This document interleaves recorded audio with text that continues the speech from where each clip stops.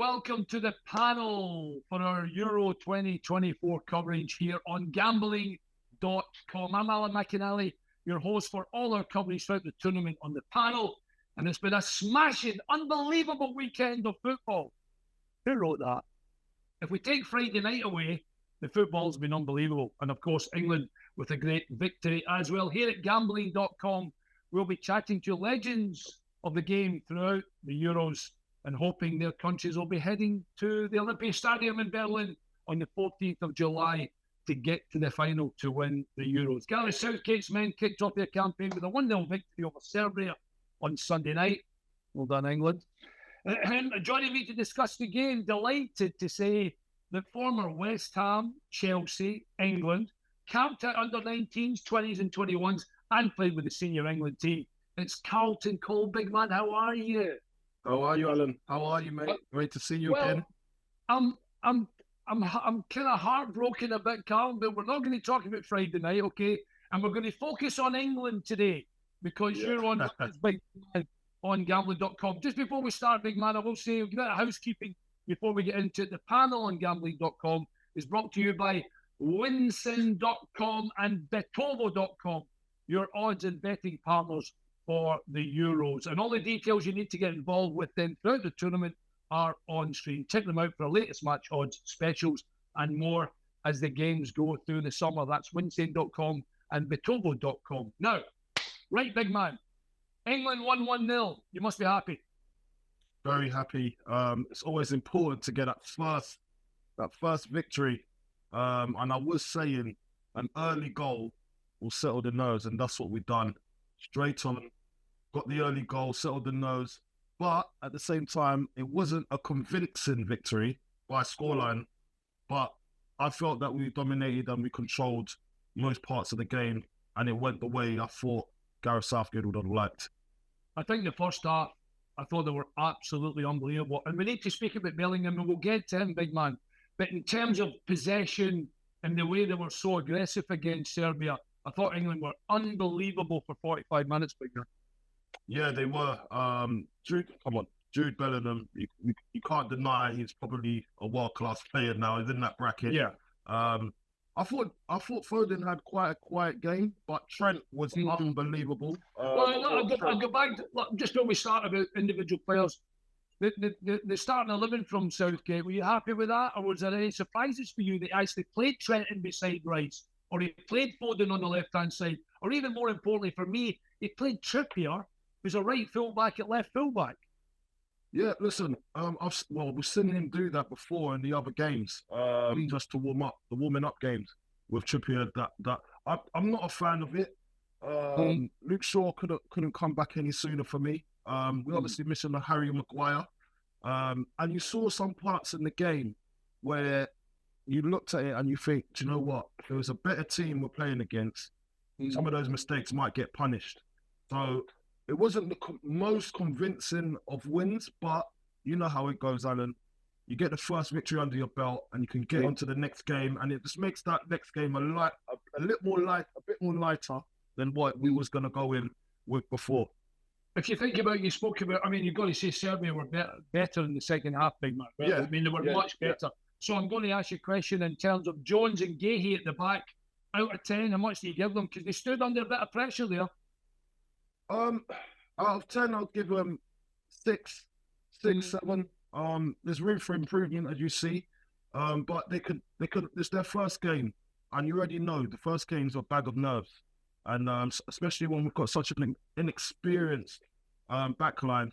It's one of those ones where you just need to get the first game out of the way, and then we can start to let the dust settle, go back to the drawing board in training, return on Thursday, and the team needs to be settled. You cannot start chopping and changing at this stage. You need a settled team going through the group stages, and then when you get to the knockout stages, that's when, if you need to make some hard decisions, that's when you're going to have to make one.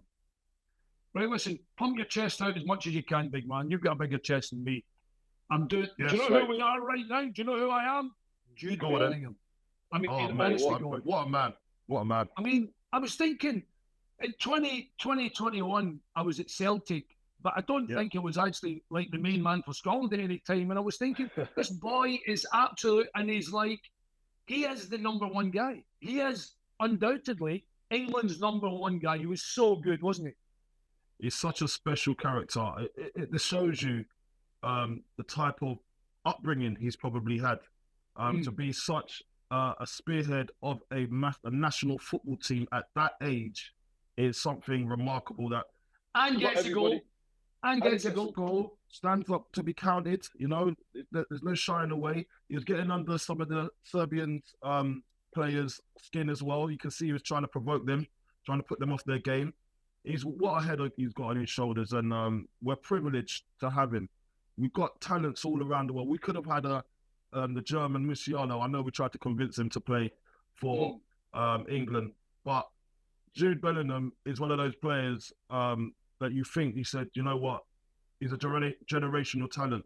Not just because of his skills on the ball, but everything, his aura, everything he brings. And we always say Declan Rice is a leader, but how much of a leader is Jude Bellingham then if Declan Rice is one? Because he's taken the team to another level, and he's telling all the other players, don't worry, I'm here, I'll stand, I'll be counted. Are you going to follow me? And that's what we want to see. I know. Listen, you mentioned Foden earlier on in our chat, Carlton. Does the system not suit Foden? I know he likes to play on the right. He's forced them to, because he's got to play Saka. He's got to play Kane. He's got to play Bellingham and Rice. So Foden's kind of, is he horseshoed in there? Should he have played? You know what I mean? It's a tough. It's such a difficult one, Alan. When you're looking at it, I really think, like at the start of this tournament, I'd have said, do you know what? I'd rather play Foden in the number 10 role, right centrally, because that's where he's been operating for Manchester City, and he's done really well, and that's what's taken the eye. Now, when you're trying to move him out of a position that he's been doing really well at, that's when I think you take away from his game. But the thing is, it's up to Foden in those run-up games to really, really make a name for himself in that position for England. Club football, international football, we all know it's totally different. Now, these boys, the only player that's done well in that number 10 role for England is, and the proof in the pudding, is Jude Bellingham. And that's what Southgate sees. He sees it in training. He feels that he's going to be more effective centrally. And then when you have to put on, you can't let Joe Foden he has to start that game. So you have to kind of shoehorn him in, as you said. And it takes away from his game, but you can't have two world-class players in one position. It's really hard. So someone's got to take the ball. What a disaster for Southgate. Who am I going to play up with? It's unbelievable. What? Hey, listen. It was a great start for England. Great start. We haven't really mentioned the captain. Not mentioned. Harry Kane. What do you think of his performance? Mind you, do you remember the days when you had a centre half in your back and he was trying to punch you at the same time? Yeah. Harry Kane went through that all night with the big centre. Was it Parliament or something his name was? Listen, it reminded me of the type of games that I used to play up front with. Come on now, you know, the little dark hearts of the game. Standing on your toes.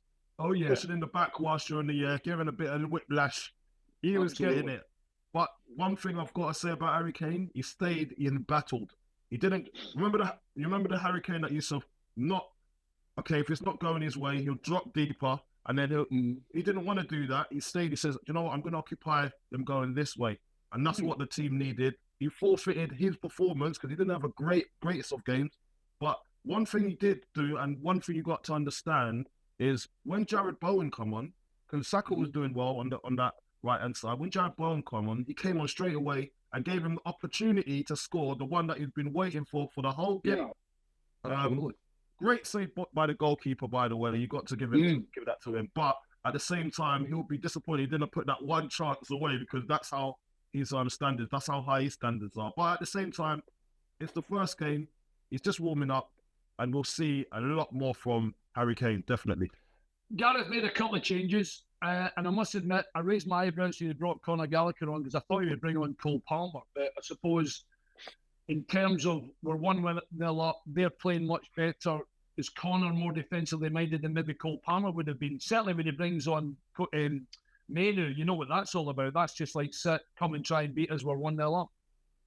Well, that's what you get with a Gareth Southgate team. You got to understand he's more defensive minded than attacking. We've been saying and banging on that this is a very attacking minded team. So we're looking at it and we're thinking, all right, he's gonna want to protect this. And if you're gonna bring someone on, Conor Gallagher would give you that legs, that engine in the engine room.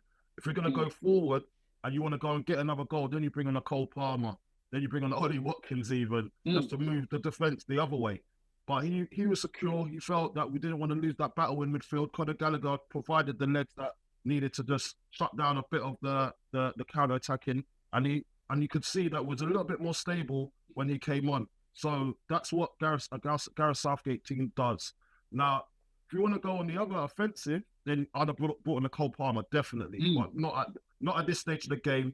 You want to just secure the first win, get out of the way, then we can start being a bit more adventurous in the latter stages. Yeah, good point. Denmark drew with Slovenia. That's your next game in Frankfurt. I don't know whether you watched the game, big man, but Denmark looked actually pretty good. Lovely to see. I mean, the story of Eriksen scoring the goal, considering 3 years ago, he obviously had that massive heart problem. Lovely to see, but I've got to say, I thought Slovenia came back pretty strongly, and does really Denmark hold a lot of problems for England? I wouldn't think Gareth is too worried about Denmark. Listen, Gareth will be worried about every game. He was wondering what he was getting for breakfast this morning. He was like, what because if he's not, then it's not the Gareth I know. So, yeah, we've got a couple of bases. Look, you can only beat what's in front of you. Denmark, they're going to pose a threat, but I've got to say that the way I see England at the moment, I think they'll go to that game confident. Slovenia, it wasn't a bad game from the opening game. Slovenia will be more buzzing than Denmark, put it that way. Denmark will probably see that as a couple of points lost to put on the table for the latter stages. But when you look at it as well, you're thinking, okay, they're going into the next game against England, which they're going to probably struggle to get points in. So that would be a big blow not beating Slovenia for Denmark.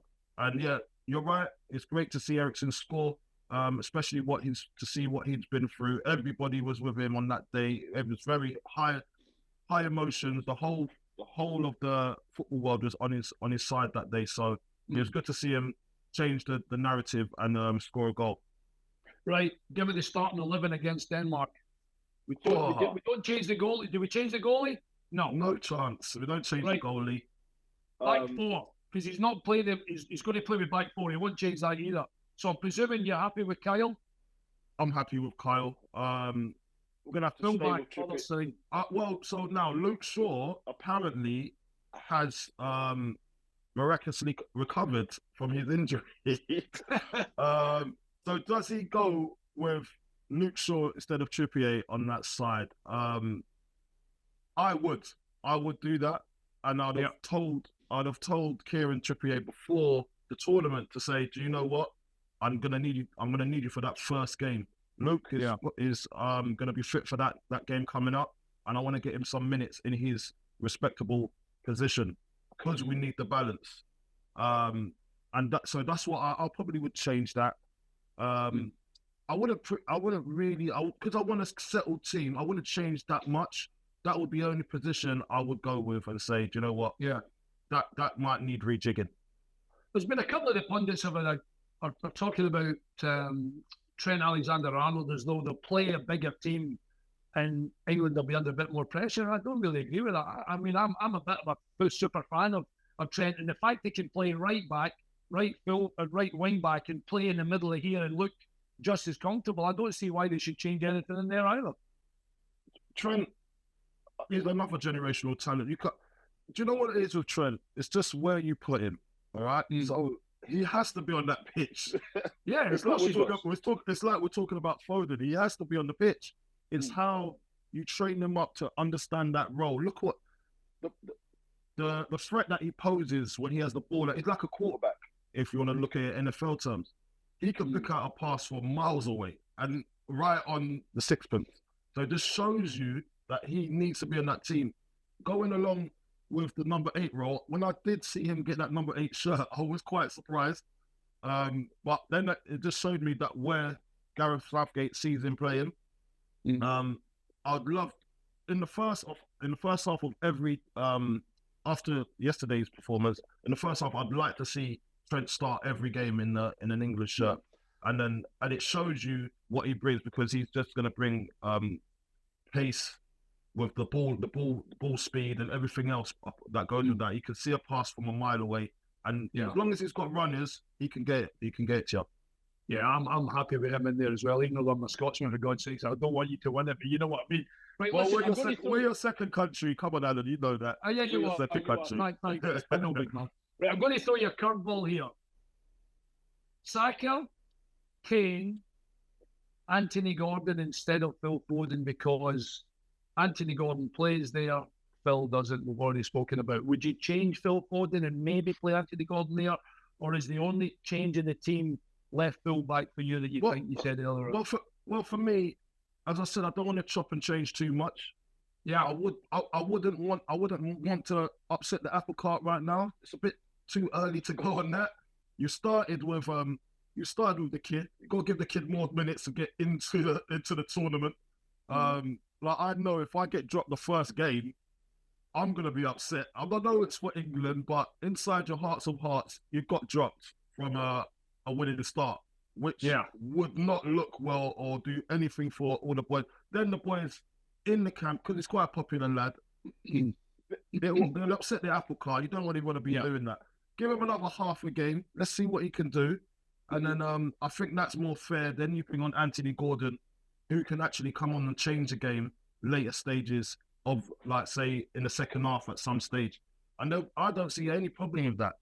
You've got to give him another start and make sure that, say, listen, had a bit of a quiet game in that position. I want to see a little bit more from you going forward. And then let's see what you can do to create and score goals. If you start looking like there's signs of that, then we can keep it the same way. But if it's still a little bit quiet from you, Anthony Gordon has to come into the factor.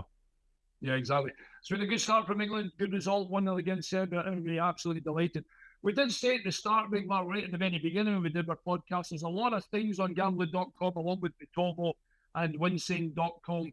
We've got the top goal scorer for England. Would it be Kane, Bellingham, Foden? I know. So Kane 11-10, Bellingham 5-2 is already bagged one as well. Foden 8, Saka 10s, Bowen 28, Palmer 33. Thanks to Bitovo.com and Winsane.com. And here at Gambling.com, of course, you can see all the prices on screens as the boys are talking about them. Give me the top goal scorer for England then. It's got to be Harry. You can't bet against Harry Kane. He'll get two in one game. You can't bet against Harry Kane. Right, I know we haven't seen all the games so far. In France, they play today, don't they? So we've got outright winner. England are still 41 favourites, 92 France. Germany 5s, Portugal 13-2, Spain 7s. I thought they looked pretty good against Croatia.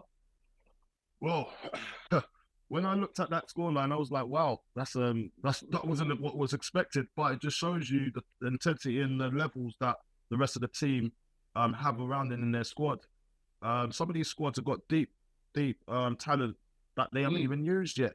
So it just shows you it's going to be a hard tournament. So for me, I think England can still go all the way. This game against France is going to kick their tournament off, and I think France and Germany are going to pose the biggest threats to England to get to that final. I just feel they've just got strength and depth. We saw how Germany played that, and it's in Germany's backyard as well. So your odds are on for them to do really, really well. I'm going to throw this one at you, by the way. Consuelo, Diaz, Dallo, Fernandez, Neves, Nunes, Silva, Felix, Ramos, Jota, Ronaldo. Portugal squad. They've got to be close. I'm only having a look just because I mentioned them, they're 13-2. Right, top goal scorer for the whole thing. Mbappe, 92. Kane, 13-2. Ronaldo, 12s. Lukaku, Bellingham, Havertz. I mean, we haven't seen him yet, but he'll probably score 2 against Austria and be cut to 11-10 if he's already 92 Mbappe to be top goal scorer. For me, I look at Harry Kane because he's prolific, but then you look at I want to see how Mbappe does. Obviously, you can't look around Mbappe. He's scoring hat tricks in finals, you know. So I'm gonna go with probably Mbappe on this one. I think Mbappe does really well, and he gets the goals that France need. They'll certainly go deep in the tournament, won't they? We think. I mean, if you're going to be you're going to go deep in the tournament. You got to go deep in the tournament, and I think France go deep in this tournament. So I'm going to go with Mbappe. Player of the tournament. Let's see what Carlton Cole thinks about this. Mbappe's favourites, by the way, 7s. Bellingham 10s, Kane's 14, Toni Kroos 14s, who played fantastic the other night there with Germany. Musiala was good as well, 40 20s. There'll be a few names in there. I don't know whether you got one yourself, but you got to think that Mbappe's going to be favourite. He's scoring all those goals. Yeah, listen, player of the tournament could be Mbappe. Listen, I just think it's written for Germany in that to get to the final. Wow. I think this is going to be because I'm all about fairy tales. Yeah, and I think Toni Kroos signing off with the Euros as the player. I think they'll just give him the player tournament because he didn't even have to play this tournament, and he's still have had a stellar career. Yeah, I just think he is the man, and he's gonna send Germany. He's gonna depart with flowers for Germany. That's all I thought you were going to say even if he hadn't played in the tournament, they were going to give him player of the tournament anyway. I think they're going to get Ballon d'Or. You know those ones. Yeah, like, he's going to get Ballon d'Or. Just give it to him. He deserves it. Send it off gift. So probably have a stein of beer at half time as well. Yeah, and all of that. Right. This is one for you. I'm going with Toni Kroos. Yeah, this is one for you, big man, and this is a really good one. And we've seen some really good young players already. Young player of the tournament, Bellingham 72, which must be a standout bet to be honest. Musiala 6s, Florian Wirtz 6s. Lamine Yamal, the Spanish boy, 16, 17 years old, Carlton. Simons, Xavi Simons at 20s, and Jeremy Doku, which we obviously haven't seen yet, 25s. But boy, 16 years old, Lamine Yamal. Wow. That is something else. And that's what you call, there's so much of these talented players now that can just step the level up to men's football and just fit in like a glove. Lamar is an exceptional player, and he's got so much bundles of talent, and he's just the way he thinks about football. You can see the guy's just thinking in the future. He's such a talented man, boy, I should say, and I see nothing but greatness for him in the future. He's going to be something, because imagine he's already playing at this level. What's he going to be playing like in 10 years' time? What a fantastic player. So he's going to be my pick. Right, let's wrap this up, big man. Give me a score. Denmark versus England. I'm going to go with I'm going for a convincing win, 3-1. I'm going to go. I actually thought this game against Serbia was going to be 3-1, and it could have been, but I'm going to go 3-1. I think we still leak a goal in, but I think 3-1 seems a fair bet for me, England.